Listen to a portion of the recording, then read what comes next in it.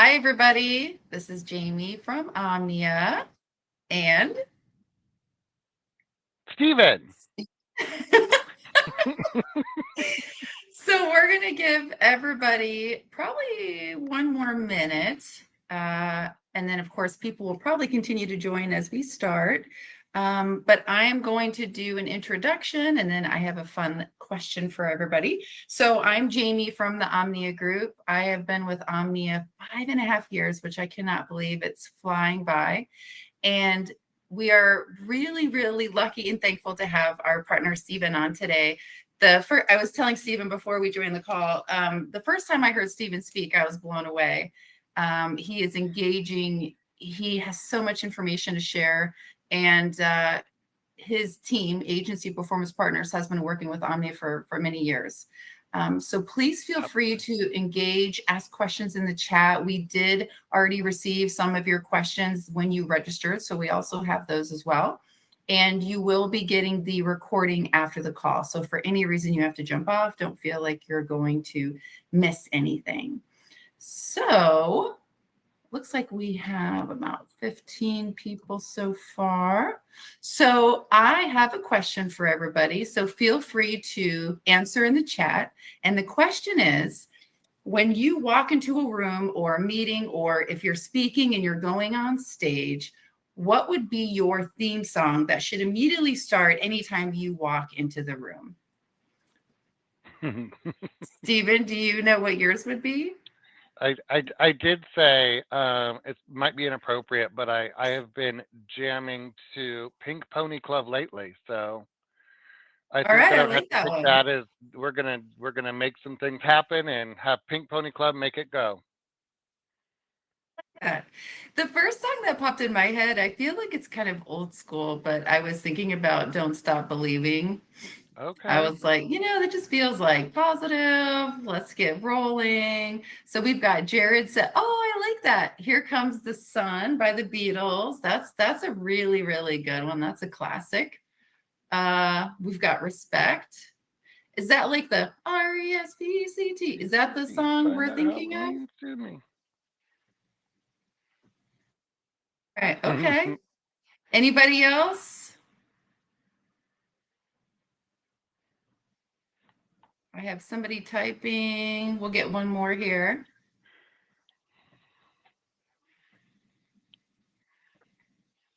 Maybe we're shy. We don't want people to know that we have a theme Yeah. song. What's Up song? I don't know what that is. Do you know what that is? Mm-mm. Okay, Victoria, you might have to tell us more. All right, so I am going to hand the reins to. Oh, hold on, I'm coming from Sam Dave. I like that too. Okay. Hmm? Um, Oh, it's from Four Non Blondes. I just googled it oh, because I'm there you go. 100 That's years a old and throwback. I used to Google. All right, Stephen, I'm passing the reins to you. I'm going to Yeah. mute and Okay. let you take the show. Beautiful. Thank you so much, Jamie and the Omnia Group. I'm super excited to be spending some time today talking about the hunter versus gatherer or farmer mindset. How do we define the roles? How do we know if they're good fits for our team? And how do we get everybody to kind of work together to make things happen? And I think a lot of times people that are in service roles can be great salespeople and spokespeople for the company, but they get in their own way or they don't understand the why. So we're going to talk a little bit about both. I am Stephen Harrington-Descoteaux, a property casualty agent for over 20 years. I've actually been in the insurance space for 24 years now. And I work with agencies all across the country on efficiency, sales training, service training, all of these different adventures. So I see lots of different things as I travel the country. And there is some very common things that happen between sales and service. So I'm excited to share some of that with you today. For those of you looking for fun facts, I do live in Tacoma, Washington, which is the city of destiny. And there is a photo of my Doberman, Tina Athena Sabrina Christina Harrington-Descoteaux. She does not have a middle name, though, only four first names. So if your dog has more than four first names, feel free to share it because I would love to hear it. I want to take a moment to first define sales versus service. I'm sure most of us know what this is, but I think it's going to get us in the right mind space to proceed forward with some of the things we're going to talk about today. So, sales is a transaction or an exchange of goods or services for agreed upon amount of money. Any product we offer, any service we offer that we exchange for money or other items is considered sales. To understand this, we need to also understand that what our client is buying is not just a product, it's also the service, and they're buying you. So, as we go through some of this, we want to make sure that we are taking into account existing clients, new clients, outbound leads. There's lots of different ways sales can come across our plate, but we have to be in the right place to handle it, and we can't treat it like a transaction. On the service side, it's assistance or advice given to customers during or after the sale of goods. So a lot of times our service team has really an educator heart. They want to serve. They are excited when something goes well. And we tend to divide the two. Sales is going to be a little more aggressive or be able to close. Service is we're going to take the order and make it happen. And there's a fine balance between the two. And we need to clear up some of the misconceptions so that we can place an emphasis on service and sales relationships. Also, a lot of us don't do a great job of investing in our team or their training, and we just hope that they're going to get to where they need to be. So, with that, I would love for you to put into the chat, are you a hunter, gatherer, or a hybrid? Can you do both? Are you really good at one or the other? If you take a moment to jump back into the chat and put that in, that would be amazing.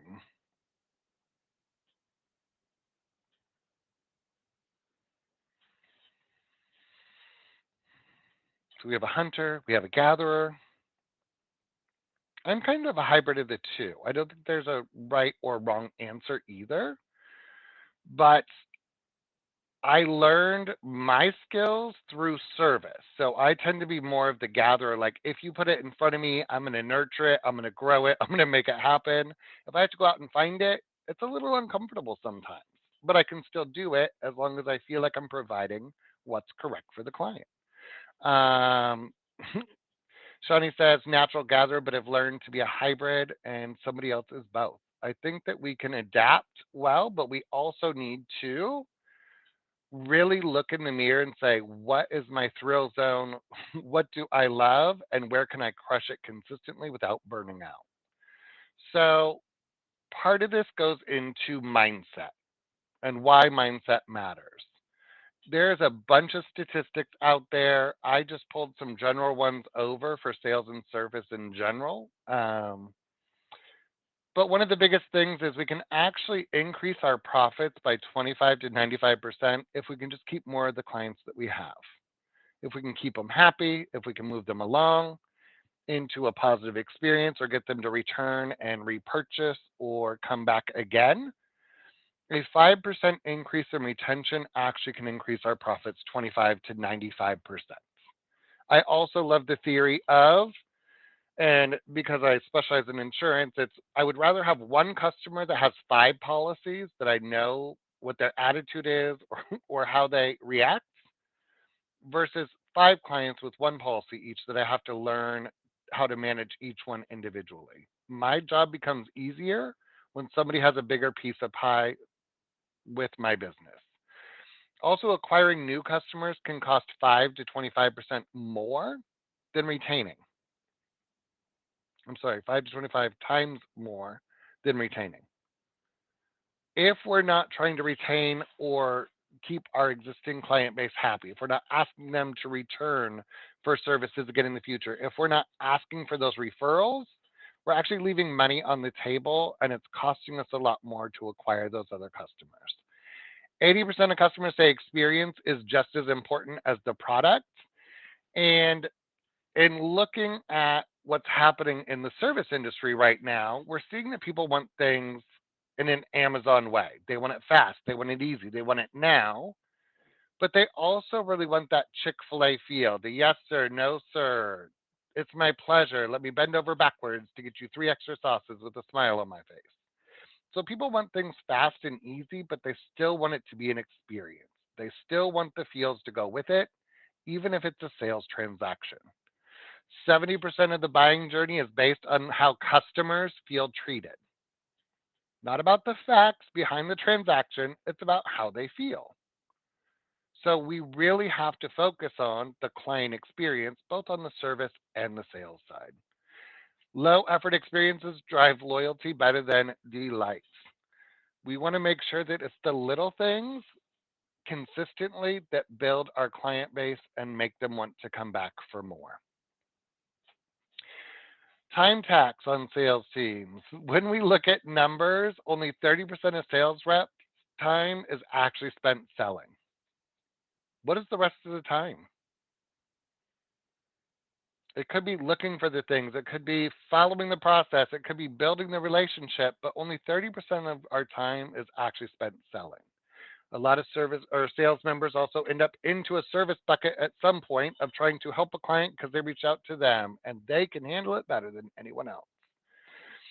Also, improving our cross sell rates if we have additional products or services to offer is going to get us a lot higher return on our investment and actually lock in the longevity of the client. Every time you go to McDonald's, they ask if you would like fries with that.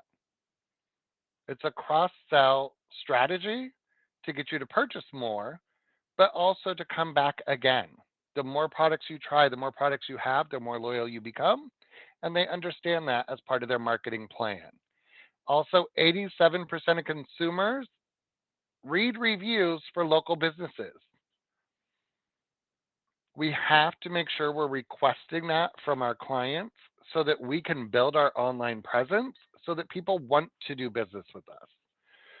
So these are just some of the facts at the high end of reasons why we need to focus on sales and service. But a lot of this also gets into our mindset. So from time to time, we can get a little crispy in any role, or we get into the mindset of, ugh, I can't do this. I'm no good at it. When I'm frustrated, I'm just going to give up. I, I'm happy doing what I'm doing. I'm not looking for a challenge. If somebody if somebody criticizes me, it's a personal attack. I'm either good at it or I'm not. The fixed mindset is what limits a lot of us from getting to that next place or from seeing both sides of the puzzle as we are going through life. We need to make sure that we are working towards a growth mindset and we're encouraging our team to do the same. The growth mindset is, hey, I might fail, but it's an opportunity to try something different and move forward. Or I can learn to do anything I want. I'm going to try something new today. Or it could be as simple as I'm going to pick my attitude. On my wall, which you can't see, but there is a sticker on my wall because I was that passionate about it that says, "Today I choose dot dot dot," and there's a mirror right next to it. Every day we wake up, we get to choose what we're going to do, how we're going to use our time, what our attitude is going to be, and if we're going to do something a little different. So we want to make sure that we are taking the time to be mindful of being able to grow. It doesn't have to be big things every day, it can be little things. But one thing I love to ask when I'm working with new teams is what's your win for the day so far? Or what's your biggest win this week? And sometimes there's grumpy people that are in this fixed mindset and they're like, nothing good ever happens. It's the same thing every day, same stuff, different day. And I'm like, so nothing good has happened. There's not one positive thing that's happened to you in the last week. And I had one lady look me straight in the eye and she's like, I'm not answering that. And I'm like, then we're not moving on until we can find one thing positive that has happened for you because there's got to be something. And finally, after about a minute of awkward silence, she goes, I had 2 cups of coffee this morning. And I was like, shut up, let's go. We had 2 cups of coffee. I wish I had 2 cups of coffee. Some days we should be excited we woke up, right? But if we're picking our attitude and really focused on the growth mindset of looking at things from another angle, seeing how other people see things, and seeing how we can all work together, it's going to help the entire team get to a better place, not just sales or service. So, sales enablement is how we need to help support sales and service to help us grow. I think there's some tips and things we can look at that either sales or service can use that are going to help us get to that right point.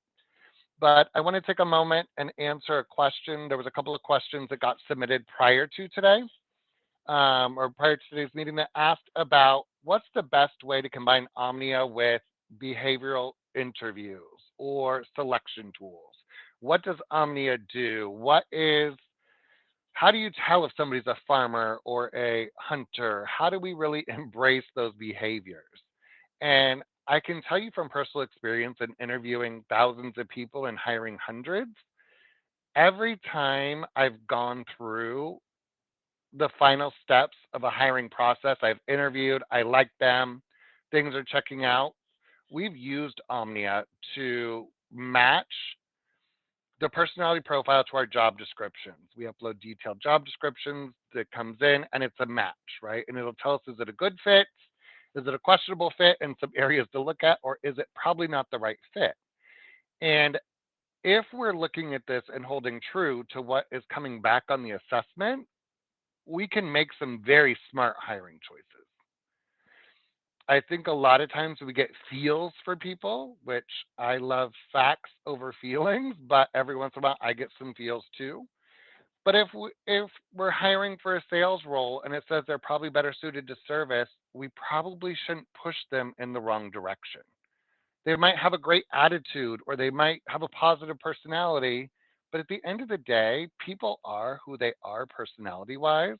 And some can adapt for a short time, some can adapt for a longer time, and some really can learn other skills. But is it worth investing all that time, effort, and energy into somebody who might not be the right fit if we're already asking somebody to help us decide if they're the right fit?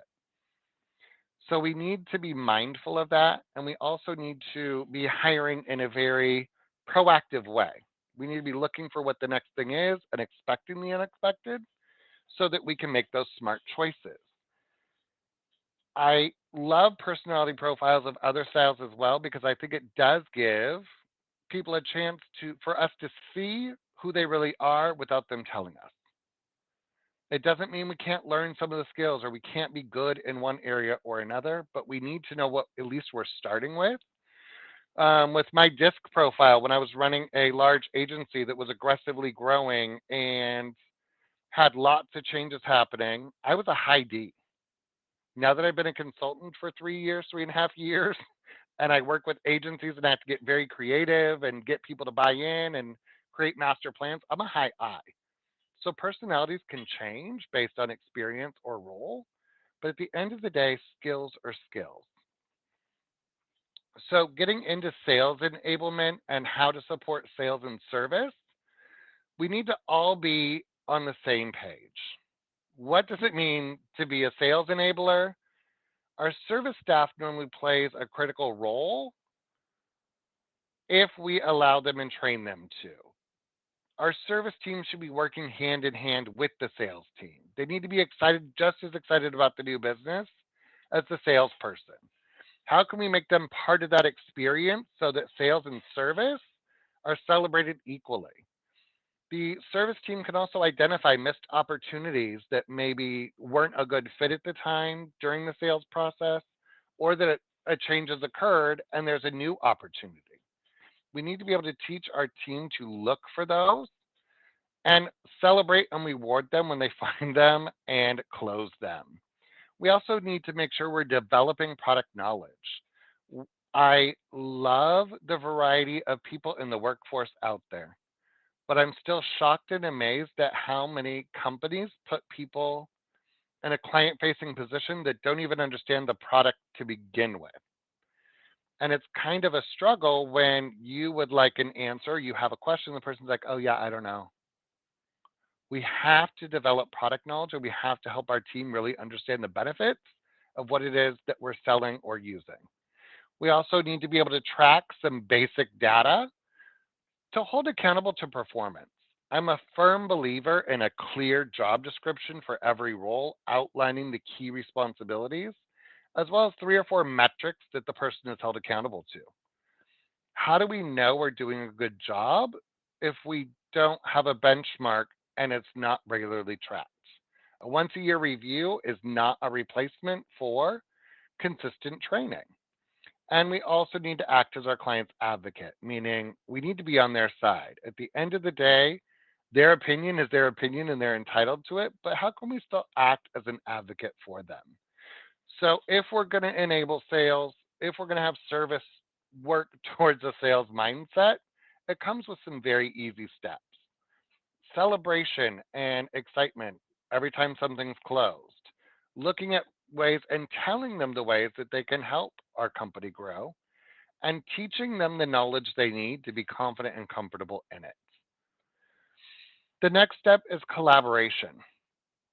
We need regular communication and we need to align sales and service for the betterment of the client. There's no right or wrong answer a lot of times. It's what is the culture of your company and what do you want it to be? Where should we focus our time, effort, and energy? How can we share customer feedback back and forth? How does everybody understand what their piece of the adventure is in the client's journey? When there's not standards in place or there's not clear guides as to who should handle what, it can become somewhat of a mess. And we normally tend to end up with the client being involved in the middle of our dysfunction. We need clear roles and responsibilities so that the client understands who to go to for what and who helps with what. We also, again, have to educate our team on how to work best with each other as well and not against each other. When we look for cross sell and coverage increase opportunities, we have to analyze the client's needs. And in my mind, who's better to do that than the farmer? They've already been helping the client grow. They work the relationship. They are the one that is the day to day touch point in most companies with the client. We just have to enable them and empower them to offer additional products or services. Talk about the value of doing business with you. Talk about what's in it for the client by working together with us. We can make suggestions without being sleazy and slimy. We can also look at what's in the client's best interest and help advise them. If we connect with our role and in service, it should be educating the customer, helping them protect themselves, and really looking for what's going to make that special. The service team can naturally offer additional options or recommend services. They can ask for referrals. They can get the Google reviews because they feel good when it's a good experience. It is not normal for most people on a service team to ask for a referral or ask for a Google review.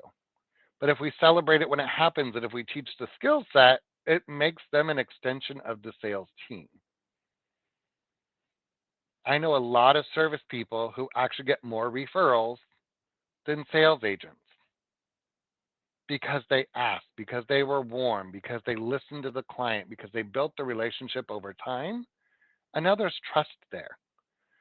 And we need to make sure that we are really listening to the team and helping build their skill set as we move forward, which leads to product knowledge. We have to really understand what products we offer. What is the benefit of doing business with us? Why should somebody pick you? When there's 3 choices, how are they going to remember you? Our service team comes in to the rescue by providing quick, fast, and easy and efficient answers. The service team can also really think quickly a lot of times and help diffuse things with their attitude because they don't want the conflict. So they try to find ways to win. But if they have a deep knowledge of the product, if they know what they're doing, and they're happy to share that with a client, it can go a long way into building that relationship. And at the end of the day, I think it's what we all want: solid client relationships. Analyzing data and tracking performance. Service staff also needs to use data to track performance, and we can check for backlog. I like to make a joke with some of the teams I work with that everything we have past due in our system is a broken promise to a client. So imagine if we had to draw a teardrop next to our eye for every task that's past due because it was a broken promise and we basically killed our client's faith in us. Would you want to roll into the grocery store, roll into the PTA looking like that? Probably not. So we need to be intentional about our promises to our clients and make sure that we're looking at the backlog. Whenever a new piece of business comes in, the service team can jump on it, introduce themselves, be a part of that experience, and really help the client feel like they're part of your team or your business. I know that one of my favorite sales experiences is a car salesman. I loathe buying cars. It was a horrible experience for years. And I wandered onto a lot about 15 years ago, and this nice man was like, "Hey, what are you looking for?" I'm like, "I don't know, just need something. My lease is coming up." He's like, "Perfect." Um, he's like, "Perfect. Well, let's look at a few things." He starts asking questions, and I'm like, "Ugh, I'm not in the mood for this right now. Like, I just want to look at some cars, see what I like, sit in it. If I like the seat and it has a sunroof, I'll be good to go." And he literally stops and he goes, "Well, great. Why don't you tell me about the few key things that you need?" So I talked to him and he's like, "Okay." We looked at some cars. We found a car, loved it. It was a great experience. Ended up going to finance. And I was like, "Oh, here we go again." Well, the finance manager came out and talked to him, was kind of nice. The finance person came out and explained the process and the wait, went through finance, and then we walked through the service department. And the service department literally all started clapping as we walked through the door. And I was like, "What is this all about?" All I did was buy a car. But it's a memorable experience from both the sales and service side when we do have a gesture, even if it's small, and it makes it memorable for the client. We ended up over the years purchasing, I think, 7 cars from the same person until they retired. But every time was a great experience, and it just came down to the standards of that dealership. Every time you bought a car, you had the same experience. Every time you met the service people, every time you showed up to bring your vehicle in for service, somebody greeted you and talked to you and brought you coffee.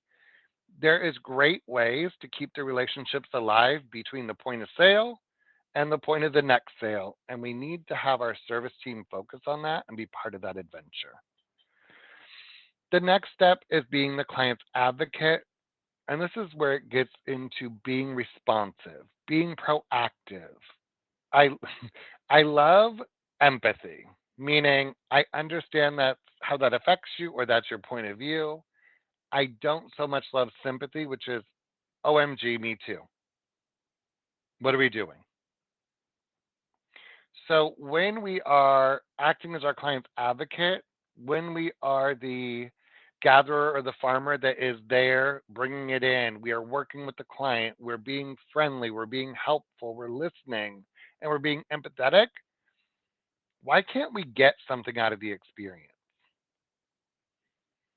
As a service person at heart, I came to a realization early in life that my time is worth something. My experience is worth something. That my knowledge and the time I spend learning my skill and trade is worth something.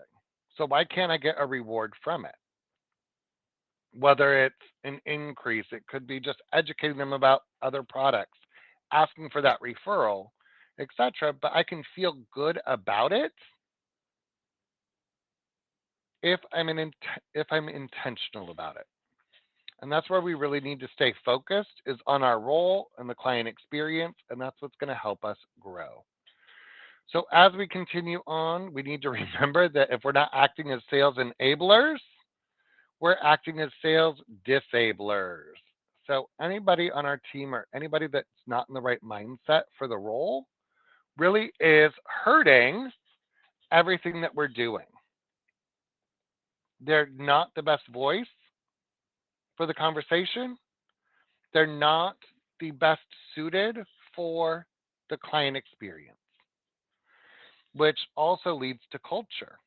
What is our culture? Is it clearly defined? Does everybody know why the business is there and what their goals are? Why does our team show up for work every day? We need to make sure that we need to know the why and share the why so that we can move forward. Some of the other questions we had, why do farmers often fail to farm despite the title?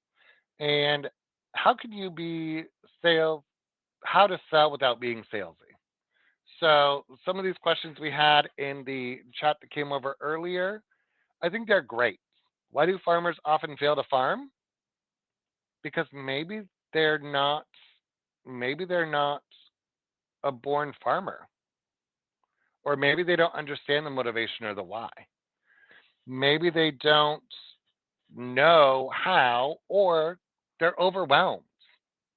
We need to get to the bottom too of some of the things that are going on with our team. In my industry in insurance, service teams all the time. I actually just did a whole bunch of interviews with a team today that we're onboarding, and I'm like, what kind of incentives does your agency have? They're like, well, if we cross sell something, we get commission. I'm like, awesome. So what do we sell? Oh, I don't have time to sell, so I just get my basic pay. I'm like, well, but you have the opportunity to, you're allowed to. Do you need additional sales training? Like, no, I know how and I can get it done fairly quickly, but everything else just bogs me down day to day.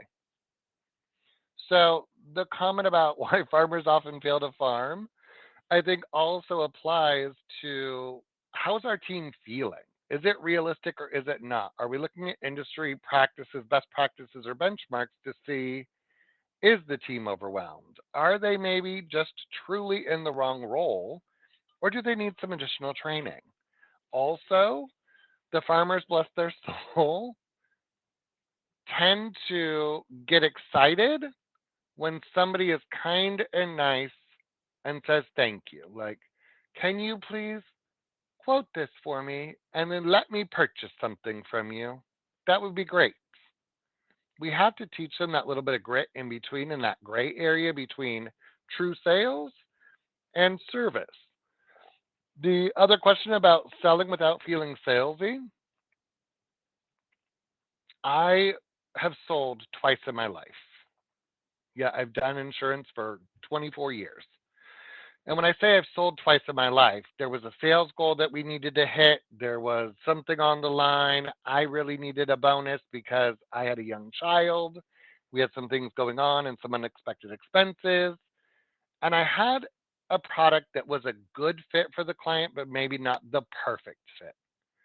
And I just started hounding them and pressuring. I was like, you need to buy this. You need to buy this. We need to get this closed. We got to get this done. And I still distinctly remember to this day that I wasn't necessarily helping the client. I was trying to hit a goal. So on the service side or in the farmer mindset, it needs to be I did good because, or I see the value of this because I helped, or it was the right thing to do.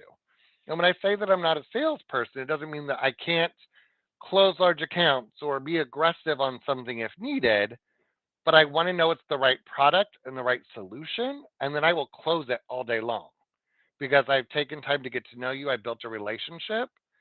And if I feel it's the right thing and what you need, I'm going to be adamant about it and be passionate about it. But if you just say, hey, go sell 100 widgets today, go door to door and be like, would you like to buy a widget? Would you like to buy a widget? Would you like to buy a widget? Probably not the best mentality. But if I'm like, oh, hey, I see over here that this isn't working quite right, and I have a solution right here, how about I give you one of these and sell you an additional one in case something goes wrong with that or you need one in the future? Wait, maybe you should buy three and give one to a friend.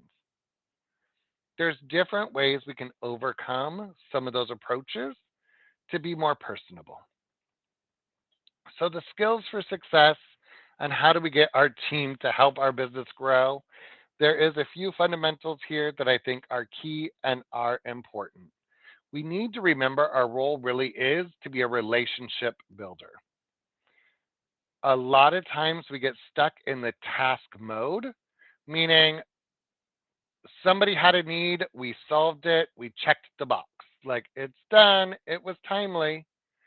But did we add that couple extra seconds to build rapport, ask about their day, ask about what's going on? Did we try to find out more about the situation or see if whatever we have is still the best solution? Or did we just say, thank you, that's solved, have a good day, next? It gets almost into a ticket kind of mindset, which again, there's nothing wrong with. But would you rather have somebody say, number 417, number 417, or would you rather have them use your name and be like, hey, Stephen, what's going on today? Tell me a little bit more. Perfect. Let's get to the bottom of that and see what we can do. I I love to share the tale of two doctors because I think it's also eye-opening and it helps us see some of the pitfalls in service. My doctor was leaving, moving out of the state, going to another area, and I got assigned to a new doctor. First time I showed up, they're like, hi, what are you here for today? Med check? Okay, great. Yep, everything looks good. Sent in refills for all your meds. Anything else? I'm like, nope, that's really what I needed today. They're like, awesome, we got that solved for you. I literally walked out the door and said, I don't like that one. Can I have a different one? I want somebody that's a little more chatty, a little more personable. I want to feel good, like they listened and were looking at what my needs really were. The next time I got a different doctor, and this doctor was like, so tell me what's been going on. What do you do for work? I don't know you yet. I'm like, well, I'm a consultant. I travel the country. I'm home a couple days a week normally, but I'm always on the road. She's like, so is like healthy eating a struggle because of all your time on the road? And one of the things I was there for was my weight. And I'm like, well, yeah. She's like, awesome. Do you ever just grab a Snickers or a quick snack at the airport? I'm like, yeah. She's like, they have cheese sticks. Maybe you just grab a cheese stick next time and it'll actually be a lot healthier for you. Does that sound manageable? And I'm like, that was so simple. She's like, great. I also refilled your meds. I'll see you again, blah, blah, blah. The next time I come in, she goes, how many Snickers did you have versus cheese sticks? And I was like, all cheese sticks, but I really want a Snickers. Building the right relationship with a client can go a long way. I now don't want to see any other doctor. All of my family now sees that doctor because I said, you need to go see Dr. So and so. We want to be able to build experiences and not just handle transactions. We need to be able to build that relationship to be able to move forward. The next step is proactive problem solving. How can we anticipate potential issues our clients might have? So, on the farmer side, that we can have prepared solutions. So, when they call, it's not a shock, gasp, amaze. It's let me jump into this. I'm great. Let's go. And if we aren't able to solve it, can we raise our hand to somebody else on the team or to somebody else and ask for solutions? How do we get comfortable not knowing everything, but not being afraid to ask questions that might be difficult and that we might need to get other answers to? We also really need to listen to the client because they're going to tell us what the issues are through their body language, through the tone of their voice, through other things that are happening, and not just the words that are coming out of their mouth. We then need to take initiative and ownership and make it a great experience, even if it wasn't the best to begin with. How can we learn from any of those mistakes and fail forward and provide a great experience for the client to where they want to do more business with us? And if I have a challenging situation and I overcome it with somebody, don't didn't I earn the right to ask a question? Didn't I earn the right to request a referral, a Google review, whatever it may be? But we have to ask and we have to get comfortable doing it. The next one is the customer centric approach. How do we put the customer really front and center and make sure that all of our processes, all of our things are there for the client? We want to make sure that we are exceeding their expectations. If we know what to anticipate, we know how to exceed it. How do we provide clear and concise communication? How do we seek feedback regularly? How do we build those strong relationships and be proactive? I have a certain designer store that I like to splurge at from time to time, but it's because every time I go, I feel amazing. Every time I walk through the door, doesn't matter if I'm tank top and shorts or if I'm wearing nicer outfits, they're like, "Hey, how are you today? Do you already have an account with us? Who's your primary rep?" From the moment I walk through the door, they're asking questions that are engaging enough that I want to answer, but I also know it's part of the experience at the store. What they also do is you have a sales advisor that follows you around and helps you pick out the things you need, all of the things, whatever you touch and Google and Oogle and they document, but they also ask questions and it's not high pressure. You then make your purchase and off you go. Well, on the back end, the service team that works with the sales assistant creates your whole profile and reaches out to other people in your life for anniversaries or birthdays and says, "Hey, this happened. This hey, Steven's birthday's coming up. Here's a few items he had looked at last time he was here. Do you want me to send you something for his birthday?" How nice is that? It's sales, but it's also service. On the flip side, I now get a reminder of our anniversary every year, 3 weeks ahead of time, because one of the service people reaches out and is like, "Hey, your anniversary's coming up.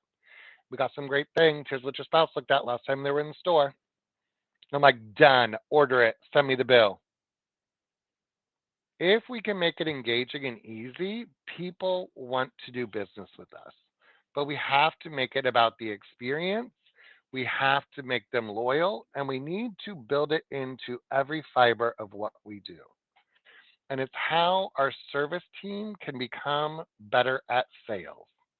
They need to be empowered. They need to see those little things that are working, and we need to build on that skill set. We also need to work collaboratively. So we need to work with our clients, with other people on our team. We need to really be talking to people in our network and in our community. How do people know what we do if we don't share it with them? And I've seen some amazing salespeople that can go out and hustle a chamber event or a Rotary event or a different kinds of networking events, and they can close a great sale. Then they move on to the next one. And it's kind of like they've forgotten all about the fact that they wrote that account and they met the person out in the community, and then the person feels almost lost and forgotten. But what if somebody on the service team is also at the same event and is like, "Oh, hey, Mr. Smith, so excited we got to help you with X. Looking forward to continuing servicing that for you." And that's where a lot of the service people really shine is with the day to day, with that long term relationship, with the remembering the details or nurturing the relationship because that's their mindset. They want to feel good, they want to feel great about it. A lot of people on the hunter side, which are I'm here to get, I'm here to get it, I've got it, now moving on to the next one. It's not that they don't enjoy the relationship, but their focus is on the next kill. The focus is on the next thing, and it tends to be one of the weak spots. So if we can pair service and sales together, we can build a beautiful harmony if everybody understands what their role is. So we have to be willing to take the time, the effort, and the energy to help everybody understand what they need to focus on, which leads to being an effective communicator. If we're building strong relationships, we're going to grow. If we present the value proposition of the business, we're going to grow. But how many people on our team are really good about saying why you should do business with us after we have an existing customer? How many of our sales team literally says you should do business with us because, or has some key points that they talk about every time during a sales presentation of doing business with your company? When I call my cell phone provider, I don't hear, "Well, thank you so much for calling T-Mobile. We love the fact that you've done business with us because we've been in business since blah, blah, blah. And we truly believe that the client experience is at top of mind. We also have lots of great solutions, or whatever the presentation is. It's how can I help you? What's your problem today? How can I solve your problem today? What do you need today? We need to get good about making our brand part of our culture, and our culture is our brand. We have to share it, we have to shout it, and we have to be able to do it consistently so that people remember why they're doing business with us.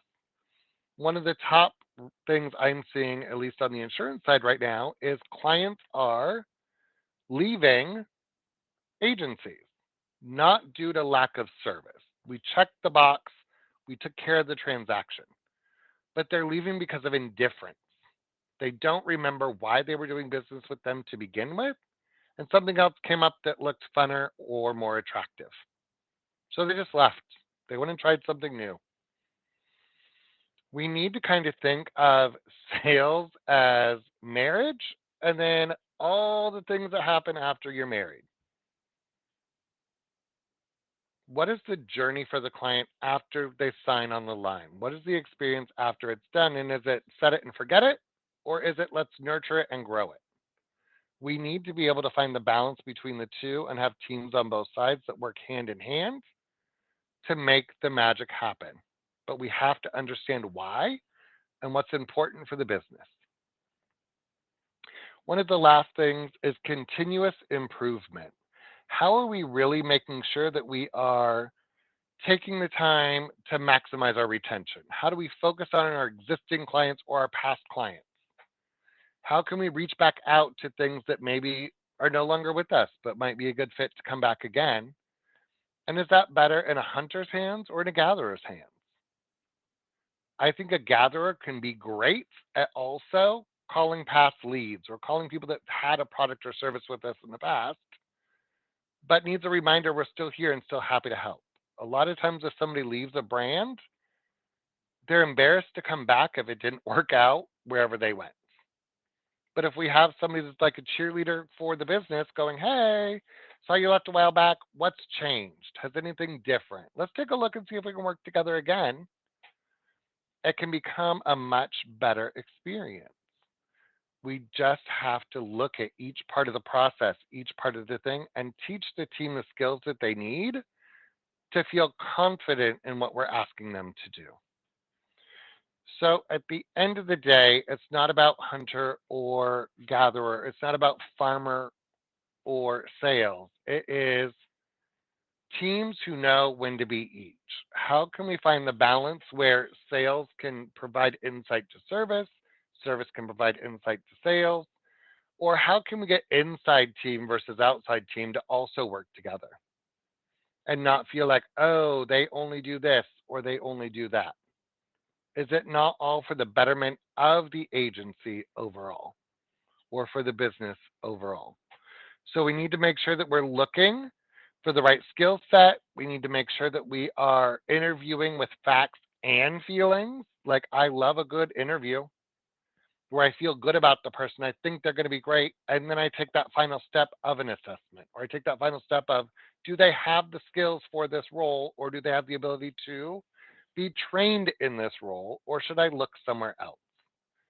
When we wait till the last minute and we hire out of desperation, it's when we make our worst hires most of the time. We also tend to then have a lot of turnover because people weren't in the right role or in the right seat on the bus, and we have to move them along or they move themselves along. Or we just have a semi-dysfunctional team for quite a while till it starts to get worked out. So a few closing stats just to close this out is 80% of customers say the experience a company provides is just as necessary as its product or service. We talked about this at the beginning. 68% of consumers say they're willing to pay more for products and services from a brand known to offer a good customer service experience. So it's not always about price, it's also about the experience.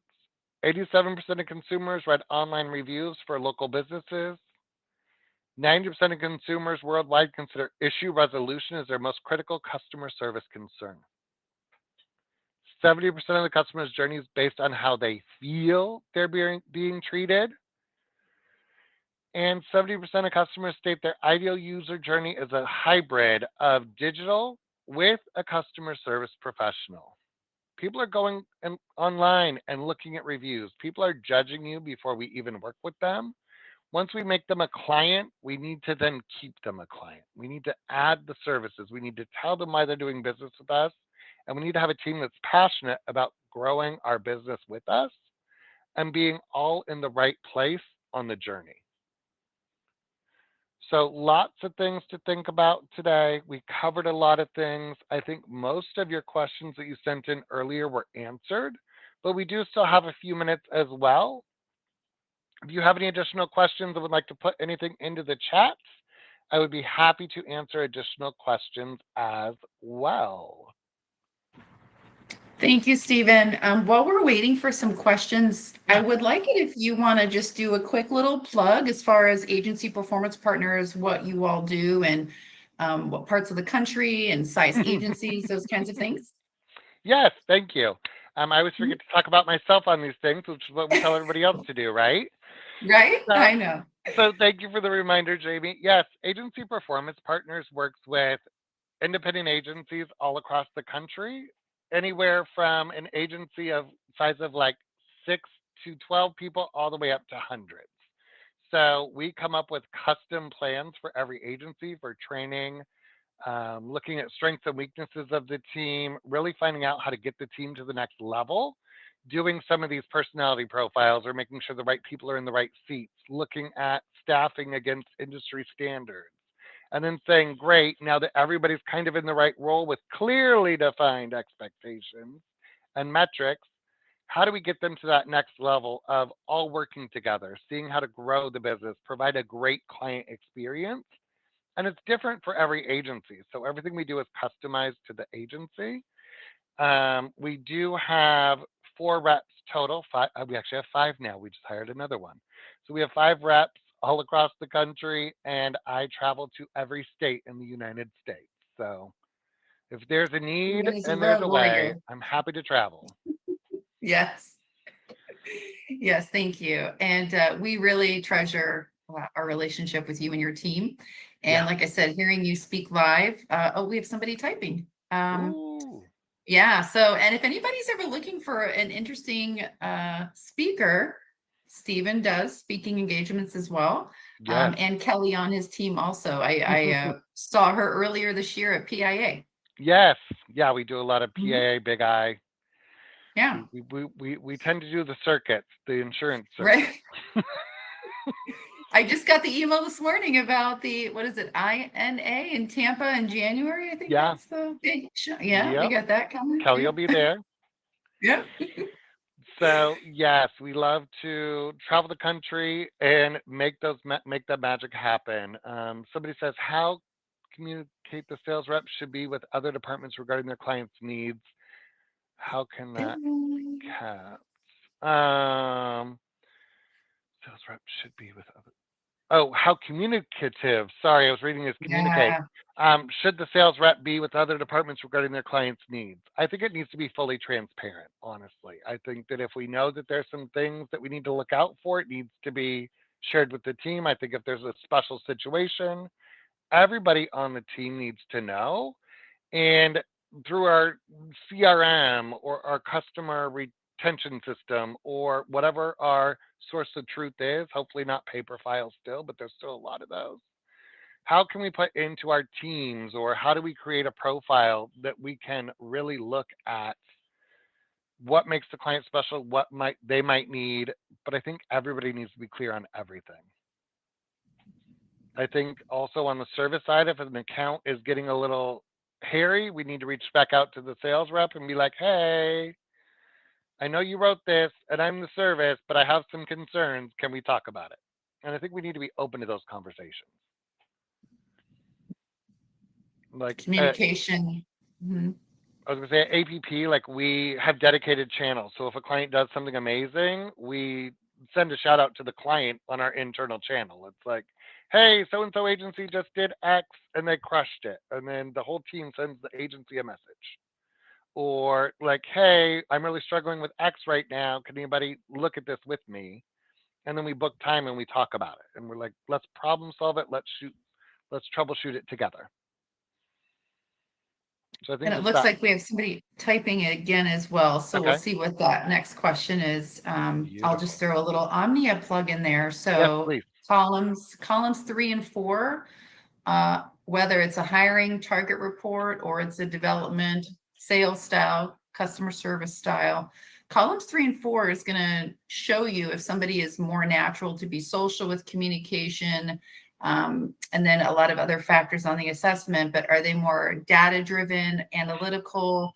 Are they the person who will tend to reach out and communicate first? But that's where some of that team communication, knowing your natural traits, and then understanding how your team also is communicating. Yeah, very good point. Making sure we're also looking at the resource that we've asked for to make it happen. Um, had the best experience with this in the past. Any tips to navigate? Mentioned that we could engage with past clients. How can we do a rebuttal if they might not have had the best experience with us in the past? Be open and honest and address what's changed. Like, why should they do business with you again? I think is a great way to start. I I used to be very uncomfortable saying, "Hey, I know you left because, but here's what's changed since then. Should we look at it again?" I think we also have to be okay with not today. Like a no is a no, and that's okay. But if we just address directly the situation, we don't try to go around it or be like, "Hi, I saw you were with us in the past, and we want to look at you again." And they're like, "Did you not hear what happened?" I'm like, Yes. "I hear what happened. I've addressed what's happened, and here's what's different." So I think being able to just be direct, open, and honest is the best way to reapproach if it's been a negative experience in the past. In a lot of my experience, they left for something like they got something cheaper somewhere else. Okay, great. Well, if that's what was important, but there's normally other things that go along with it. I fully agree with that. And in my career, I've had clients say a variety of times, even if it was something out of our hands, right? Hmm. Maybe, like you said, it wasn't something the company did directly. People appreciate transparency. And Yeah, especially when you think of like the car salesman, right? That smooth, slick, I'm going to say everything to get you to sign the dotted line. yeah. People don't like that. So No. they want transparency. Well, that's what I liked. I mean, like I said, I bought I think 8 or 9 cars from the same person over years Yes. because they were just nice. They were honest. They were like, "This is not going to be a good fit for you because X," or "I know you think you really want this, but here's some other things to think about." And I'm like, "Okay, thank you for sharing." Like, it wasn't aggressive. It wasn't high pressure. Or like, in the last 2 cars you bought only lasted 18 months, and here's why. Maybe we should look at a better solution next time. And I'm like, yes, Yeah. we should. You feel like the person's actually listening to you, Right. right? It's that proactive listening, not just waiting to jump in. And Stephen, I don't know, do you have a slide with your contact information? I did not put one in. No, I Okay. apologize. So, Do you want to put in the chat your direct yeah, line or your email, however you want people to contact you? It looks like we absolutely. have about 2 more minutes, if that, left. So if anybody has anything else to say, please jump in. And if not, again, you will have Stephen's contact information here. Um, let's see. Great. Thank you. Thank you. We're getting some Yes. thank yous. Okay. So I guess, Stephen, anything else before we wrap up? No, I just appreciate the opportunity to talk, and I am a huge proponent of Omnia. Not to do a shameless plug, but we just hired 3 more people in the consultant role, and we were not getting the best results. Once they interviewed amazing, they did the profile, and they were not great fits. So I actually had to go in and take it as if I was a new hire, and I passed. Congratulations, I got to keep my job. I say that jokingly, but we knew that the metrics were working because I've been very successful in the role and the job description. So if we believe it and use it, it works. That's right. All right. Well, thank you all for Yeah. joining us. I see some people are logging off. Thank you Stephen, we guys. will talk to you soon and safe travels. Bye bye.